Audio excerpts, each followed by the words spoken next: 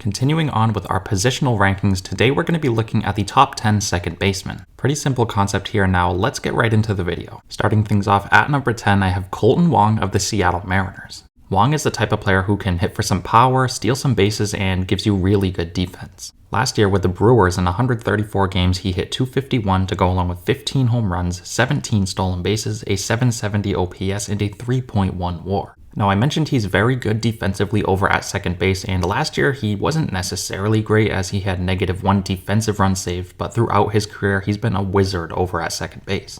In fact, he's a 2-time Gold Glove Award winner back in 2019 and in 2020, so it's pretty safe to say he's going to bounce back next year. I'm a big fan of Kolten Wong's game. I think he's going to have a huge impact on Seattle next season, and I have him coming in at number 10.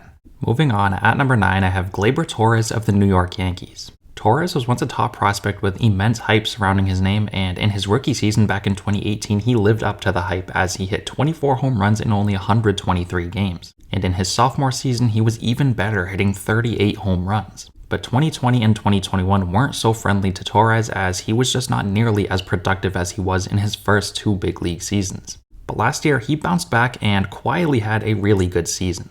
In 140 games, Torres hit .257 to go along with 24 home runs, 76 runs driven in, 10 stolen bases, a .761 OPS, and a 4.1 WAR. On top of these solid offensive numbers, Torres was also one of the best defensive second basemen in baseball as he had 9 defensive runs saved. So if Torres continues to play like he did in 2022, there is no doubt in my mind that he's a top 10 second baseman.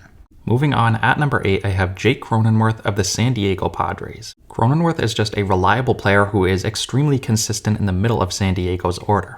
Last year in 158 games, he hit .239 to go along with 17 home runs, 88 runs driven in, a .722 OPS, and a 4.1 WAR. Defensively, he wasn't so hot last year as he had -2 defensive runs saved, but all in all, I think he's a pretty solid defender over at second base, and I think he's going to pick it up. So overall, Cronenworth is a solid second baseman. I think he gets overshadowed a bit by the other stars on his team, but I do think he is a top 10 second baseman in today's game.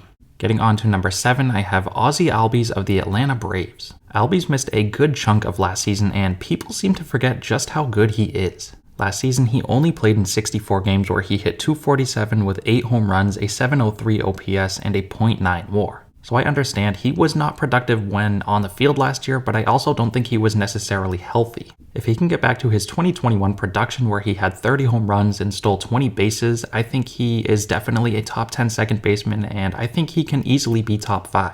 The only reason why I don't have him top 5 is because obviously last season was pretty much a wash for Albies. He just has to come back and prove it. But I absolutely believe in Albies. I think he's going to come back this season and be really good, especially hitting at the top of that Atlanta lineup. Mark my words, Ozzie Albies is going to be a top 3 second baseman by the end of 2023. Moving on, at number 6, I have Jazz Chisholm of the Miami Marlins. Chisholm is not only extremely talented, but he's also one of the most exciting players to watch in the game today. Last year, he did only play in 60 games, but in those 60 games, he produced as he hit .254 to go along with 14 home runs, 12 stolen bases, an .860 OPS, and a 2.4 WAR. Now those offensive numbers are great, but the only reason why I don't have him higher on the list is because he hasn't put together a full season just yet. But if he stays healthy, I think this guy is capable of hitting 30 home runs and stealing 30 bases.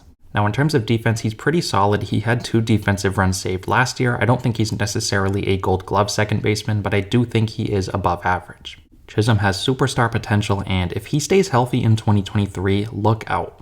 Getting into the top 5, at number 5, I have Andres Gimenez of the Cleveland Guardians. If we're just looking at 2022 numbers, Gimenez would probably be number 1 on this list. He was really good, as in 146 games he hit .297 to go along with 17 home runs, 20 stolen bases, an .837 OPS, and a 7.4 WAR. On top of the great offensive numbers, he also had 17 defensive runs saved. So all around, this guy was ridiculous in 2022. He really came out of nowhere and was probably the best second baseman.